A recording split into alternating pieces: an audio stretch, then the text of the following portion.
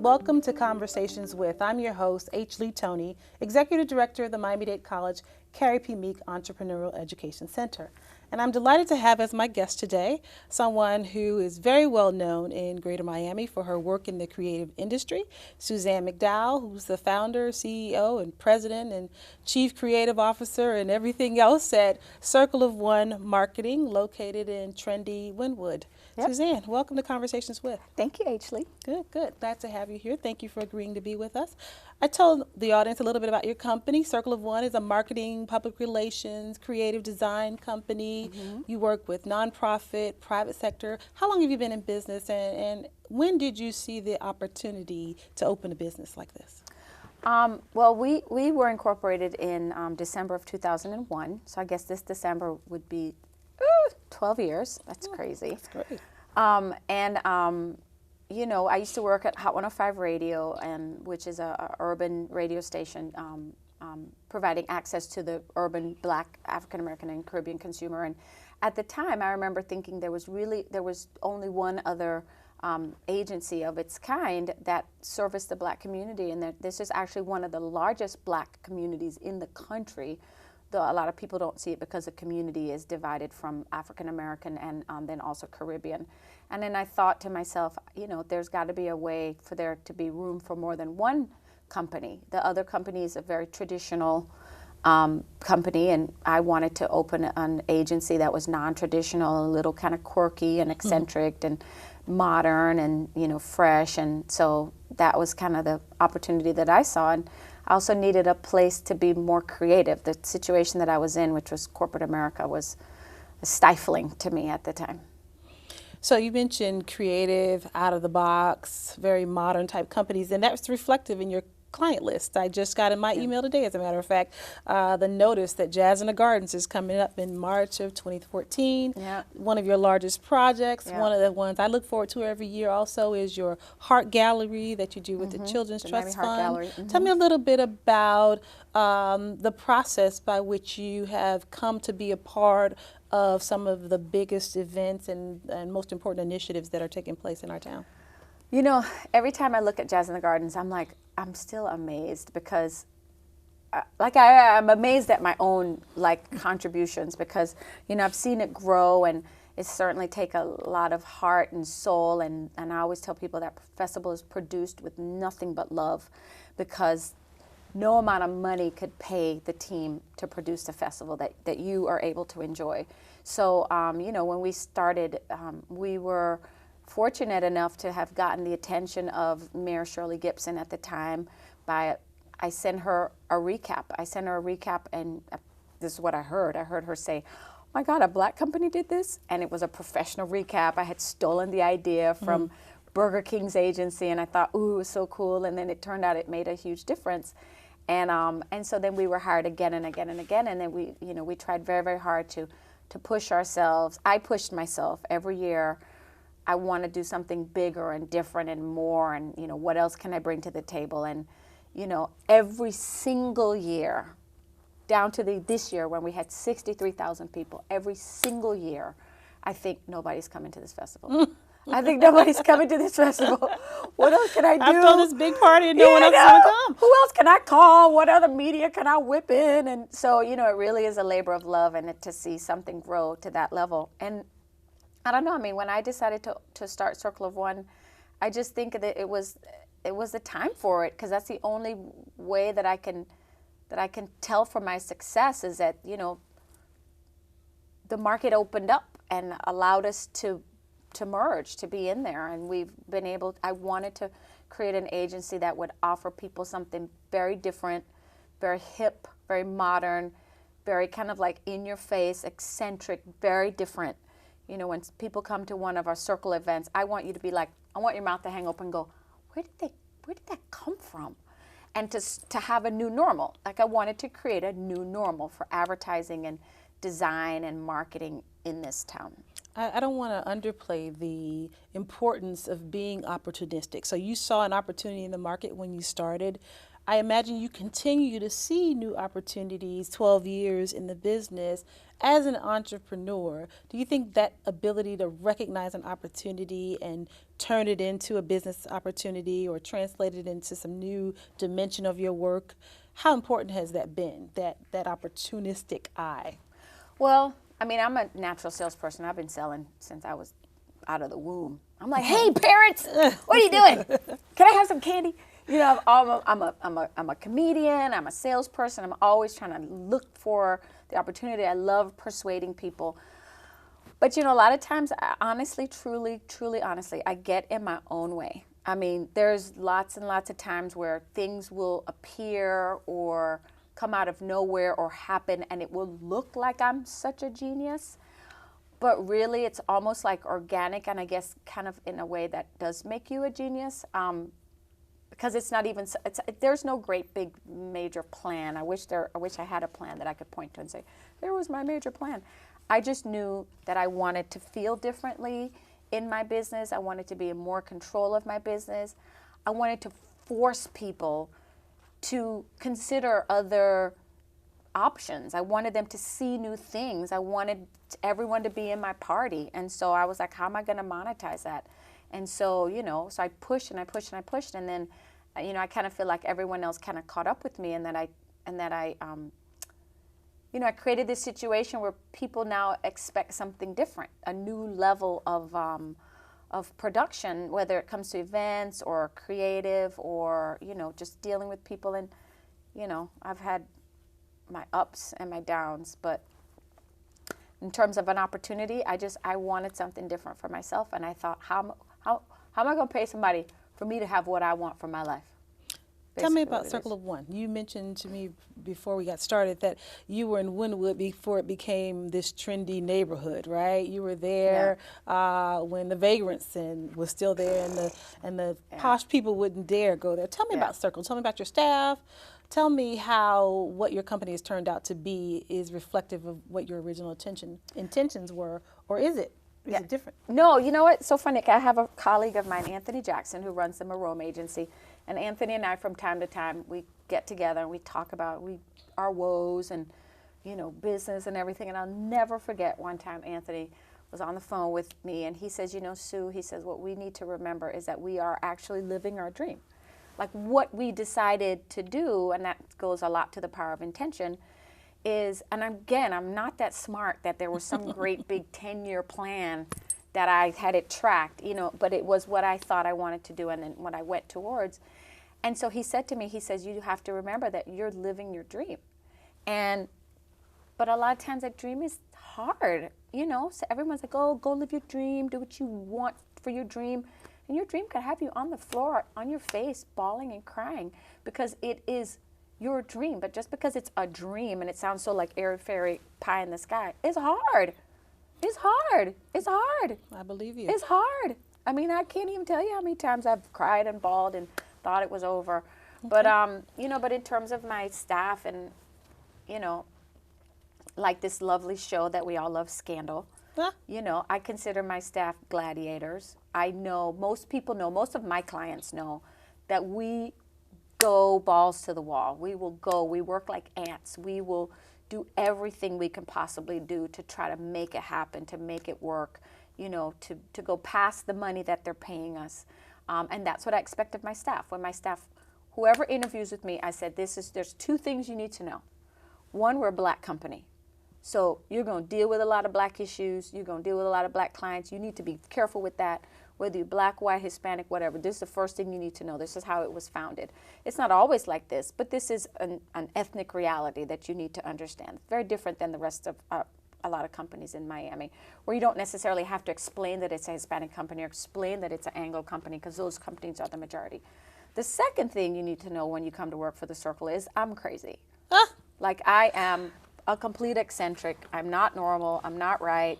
I will break out in show tunes in the middle of the thing. I will stay on Facebook for an hour. You will think I'm doing nothing. And then I will be like, what about those 5 things you're supposed to do, this, this, and this, and this. And that's what people end up realizing about me.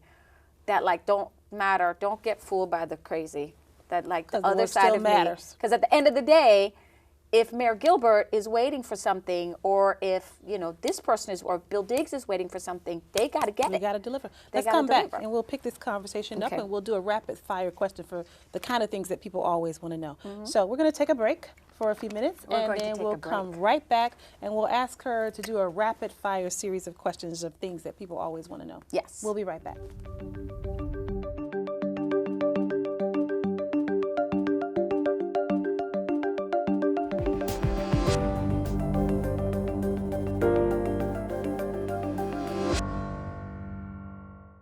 Cool programs for hot jobs. Let Miami-Dade College jumpstart your career. We offer bachelor's degrees in film and TV production, electronics engineering, supervision and management, and nursing. Or choose from 300 other programs. With our flexible course schedules, you can take classes during the day, evening, weekend, or online. For more info, visit MDC.edu or call 305-237-8888. Get the knowledge and training for today's in-demand jobs. Register now.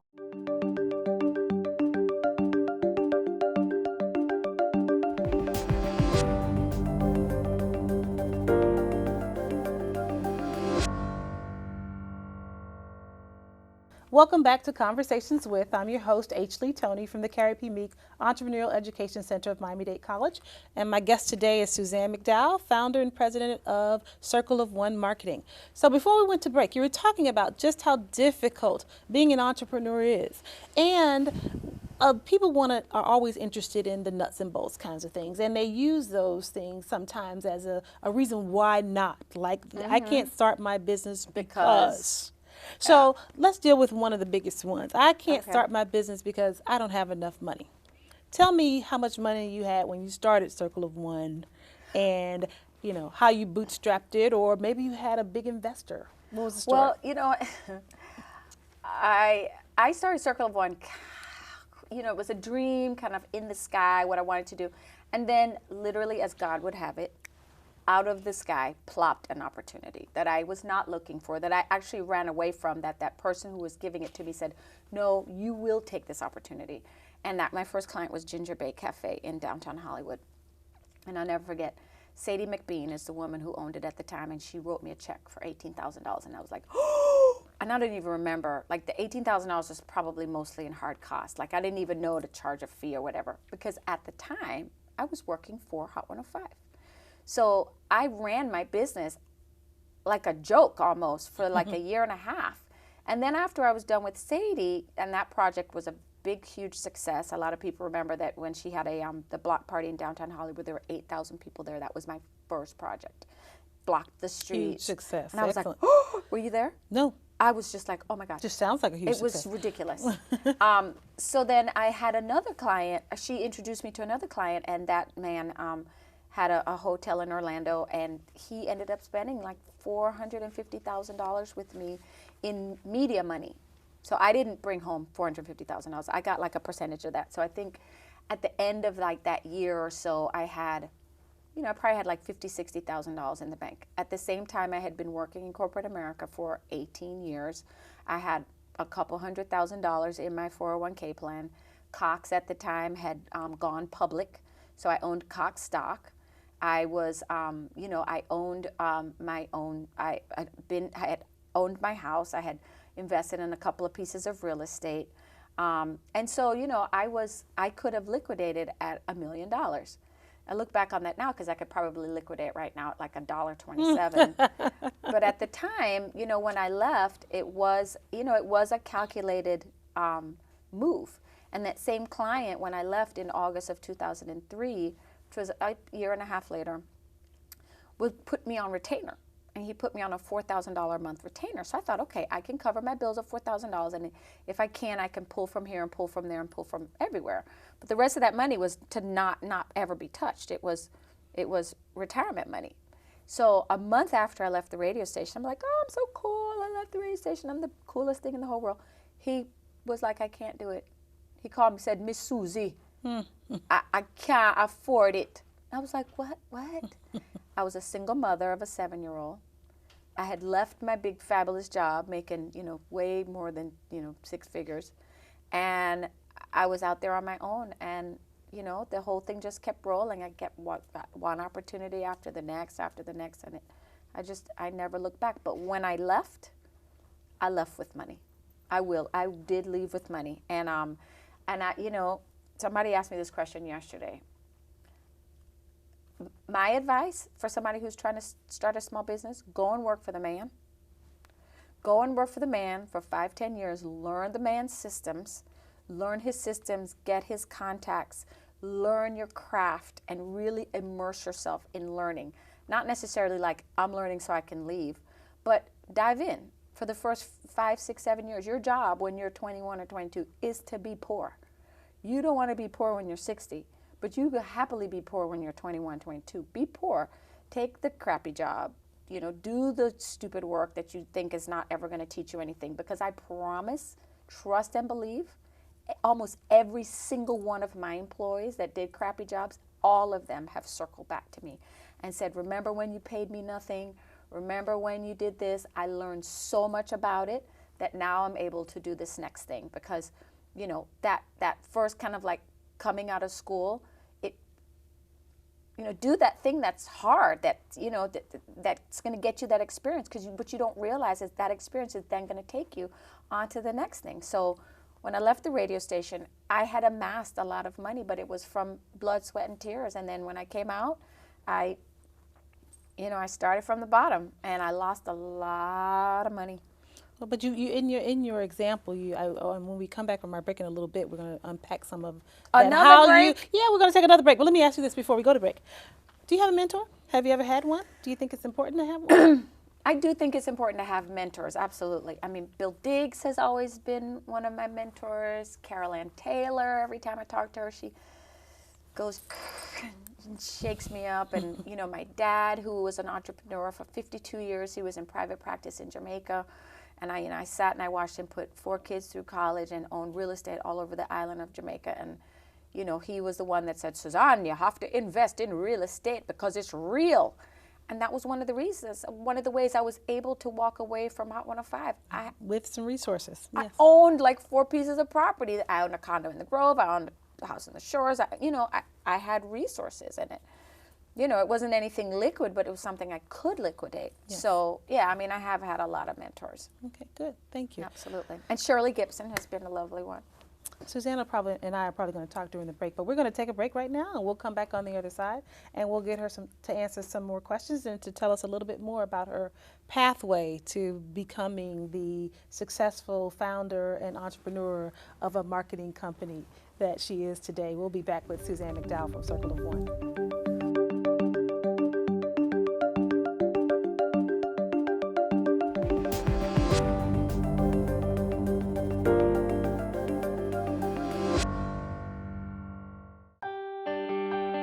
Fresh thinking is being served at Miami-Dade College. Create your own recipe for success in the evolution of food culture at the Miami Culinary Institute. Learn the skills you need to jumpstart your career in the culinary arts. Turn green into gourmet and celery into salary. Miami Culinary Institute. Food, culture, innovation. Visit us at miamidadeculinary.com. Register now. Miami Culinary Institute.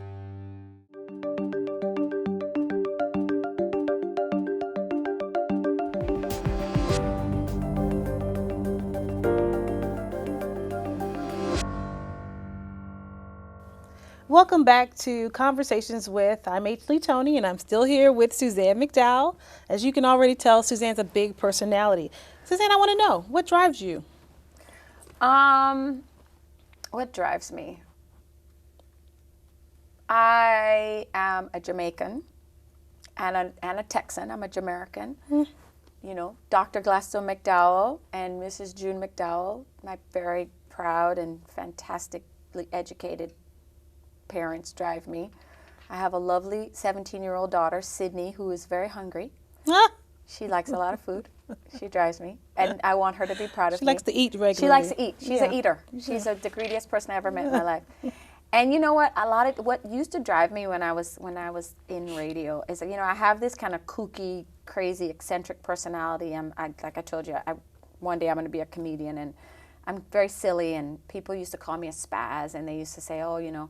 They used to call me Legally Blonde, and you know, this, they did. And so this assumption sometimes that my personality, because it's so kind of off the wall, is this, people try to peg me as not being, as being stupid, actually. And then I'm like, really?